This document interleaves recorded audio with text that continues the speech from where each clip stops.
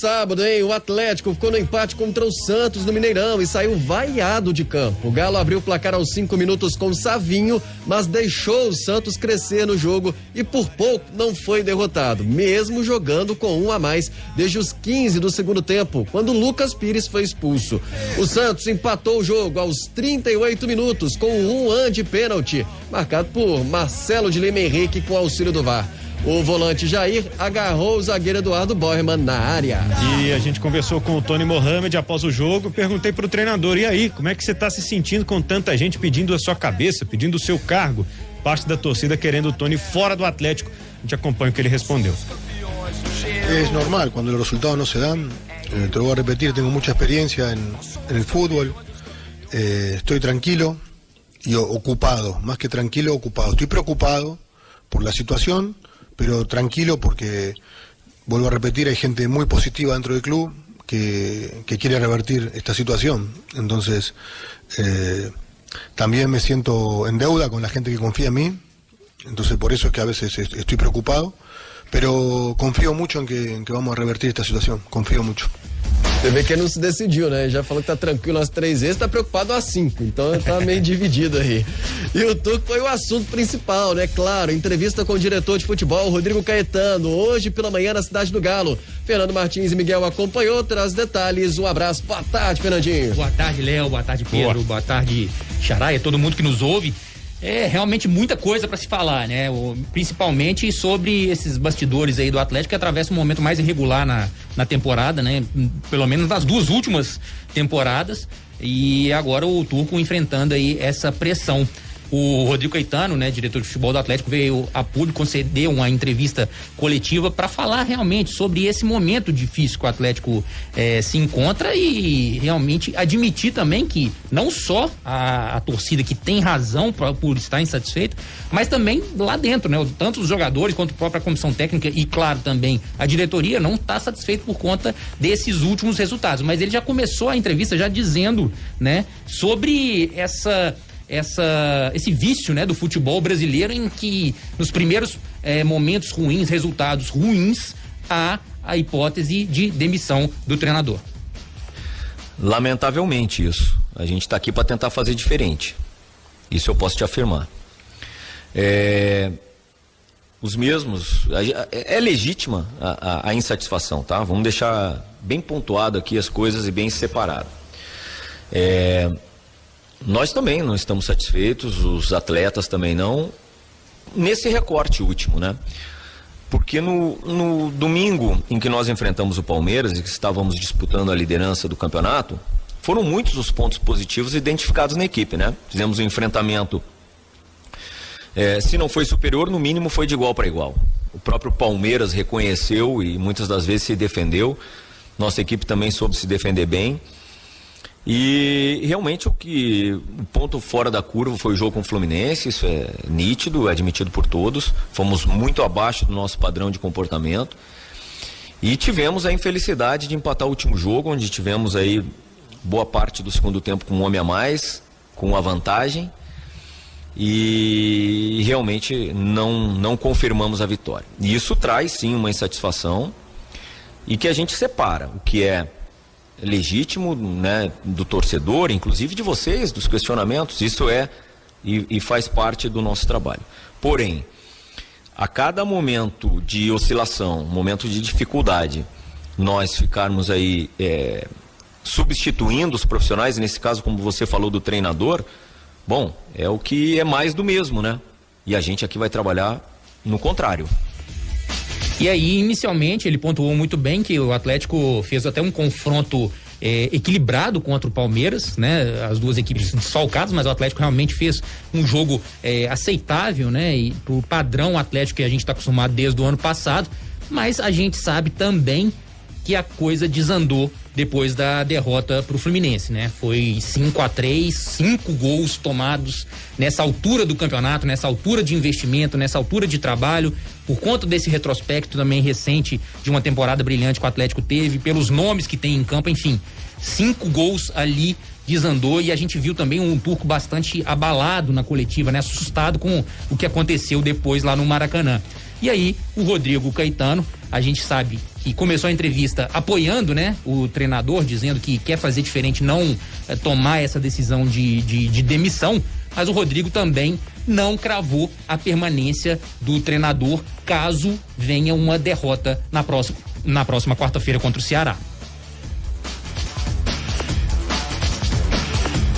Primeiro, e realmente, sinceramente, nós aqui, a gente não, por mais que a gente sempre tenha que trabalhar com vários cenários, né, da vitória e da derrota, a gente sempre tenta projetar o melhor cenário, né, que é ir lá e vencer e realmente recuperar o bom desempenho. Então, eu prefiro publicamente trabalhar com os cenários que nós vamos lá fazer um grande jogo, vencer lá, depois encher o Mineirão e vencer o Flamengo. Muito difícil fazer um prognóstico em caso de derrota, se já não quero pensar nisso nesse momento. A gente sempre trabalha internamente com vários cenários, mas eu não quero pensar nessa possibilidade, pelo menos por hora. Então ficou essa questão aí, né? Essa frase que ele disse, a gente trabalha internamente com todos os cenários. Então, em caso de empate, em caso de vitória, em caso de derrota. A gente que tá tanto tempo aí no futebol, né, cara? A gente sabe que realmente diretor de futebol nunca vai para uma coletiva falando que o treinador tá pendurado e tudo mais. Sempre vai falar que tá prestigiado, e é o papel dele tentar blindar o elenco, principalmente nesse momento mais fragilizado que o trabalho do Turco demonstra. Porém, a gente sabe também que quarta-feira, se o Atlético não vencer, ou pior, se for derrotado pro Ceará, e muito por conta, ele falou também ao longo da coletiva, essa distância pro Palmeiras, ação de 5, que pode ser aumentada para 8, o Palmeiras pega o Atlético Goianiense no Allianz Parque, teoricamente é o favorito, né, para essa vitória. Então, aumentando para 8, é uma diferença muito considerável para duas equipes que almejam brigar, né, pelo título do Campeonato Brasileiro. Então, a tendência, e aí a gente não crava, mas a tendência é que caso o Atlético venha a perder, né, do Ceará no jogo lá no Castelão na quarta-feira, a tendência é que o Turco deixe o comando, o Atlético opte pela mudança de treinador, Léo. Eu acho engraçado, porque ele chegou a dizer durante a entrevista também, ele falou assim, olha, a gente precisa tirar aquela situação de que o Atlético, no ano passado, como foi multicampeão, ou seja, precisamos olhar para frente, né? Não ter uma cobrança em cima desse time atual, dessa temporada atual, querendo que o Atlético necessariamente repita todos os feitos da temporada passada. Óbvio, porque vai ser uma pressão realmente muito grande, porque a temporada passada foi praticamente perfeita ali para o Atlético. Agora, ao mesmo tempo, se a gente pegar o trabalho do Turco, entre aspas, bem entre aspas, estamos falando de 2 jogos, né? Contra o Fluminense e contra o Santos. Por que entre aspas, né? Porque antes mesmo, né, o trabalho dele sempre teve a sombra do Cuca, sempre teve a sombra da temporada passada. Então, mesmo em algumas vitórias do Atlético, o Turco era criticado. Então, isso estava praticamente cantado que ia acontecer, né? Porque no momento em que o Atlético tiver um declínio, um deslize, o time não começar a apresentar bons resultados, tiver falhas, como teve nos 2 últimos jogos, mais aparentes, a pressão ia ficar gigantesca. E apesar de não ter vindo a demissão do Turco, a sensação que dá na entrevista, Pedro, é de que isso realmente vai acontecer a qualquer momento, né? E eu fico imaginando a cabeça do técnico, como que vai pro próximo jogo? É aquela situação, é óbvio, né? O técnico, ele, né, tá mais do que acostumado com isso no futebol. Mas é uma pressão gigante, porque o time precisa dar resultado contra o Ceará. Mesmo, sei lá, que a culpa não seja do Turco, mesmo que se ele continuasse no Atlético, poderia até melhorar, como ele falou na entrevista, né? Que acredita numa recuperação, numa reviravolta. Mas o próximo jogo parece ser determinante mesmo, né? Parece sim, e o grande problema segue sendo a marcação no meio-campo. Os jogadores de meio sobem muito, ele pede para que o time ataque com muito volume, são muitas peças indo ao ataque, o Atlético sofre com os contra-ataques que ele aplicava aos adversários no ano passado. Teve a melhor defesa de 2021 e não teve assim um ataque que deixou a desejar. Nesse ano tem deixado e aí vem sofrendo muito, né? Deixou o Santos crescer algumas vezes.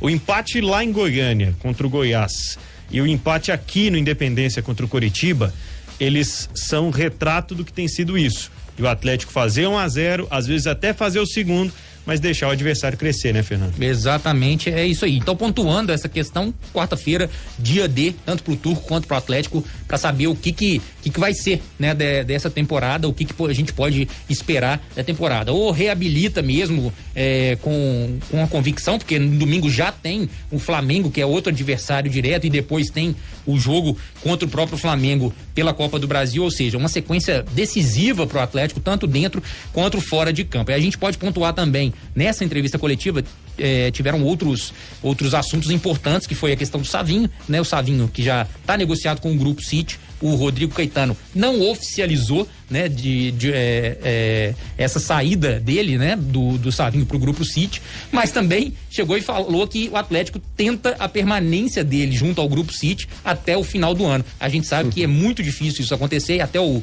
Rodrigo deixou isso bem claro, que é bem difícil. O Atlético tentou ou está tentando, mas a gente sabe também que ele vai ser emprestado para o PSV da Holanda, e também tem até possibilidade dele ser emprestado para o Bahia que também já faz parte também do Grupo City, ou seja, permanência do Savinho tá descartado, fora de cogitação. A gente não acredita que ele permaneça no Atlético em 2022. Deve sair agora em julho, né? E o próprio Grupo City deve oficializar isso. E o outro assunto também importante, que é a questão do Godin. O Rodrigo Caetano deixou bem claro que vai conversar com ele na chegada dele ao Brasil. Ele estava com a seleção do Uruguai, jogou meio tempo nesses 3 amistosos, né? E saiu com um problema físico. Ele vai chegar amanhã ou na quarta-feira. Eles vão sentar e vão definir realmente se o Godin vai permanecer no Atlético ou vai ser negociado, né? Vai rescindir e ir para o Vélez Sarsfield da Argentina. Deixando bem claro que o Rodrigo falou: caso o Godin saia, porque ele entende essa questão dele ter mais minutos pensando na Copa do Mundo, o Atlético vai buscar outro zagueiro. Não falou em nomes, mas a gente sabe que é o ex-atleticano Gemerson. Ele não quis cravar nem a saída do Savinho, né? E nem a chegada do Pavon, né? Viu que uma hora que falou, vocês já estão colocando aí como certo, né? E tal. Meio em tom de brincadeira até, né? Assim, mas é porque mais precaver mesmo, né? O trabalho do diretor ali, do Rodrigo Caetano. Agora contra o Ceará, né? Pra talvez salvar um pouco a pele ou baixar a poeira do Tony. O problema é que o Atlético tem que ganhar e tem que convencer ainda, né?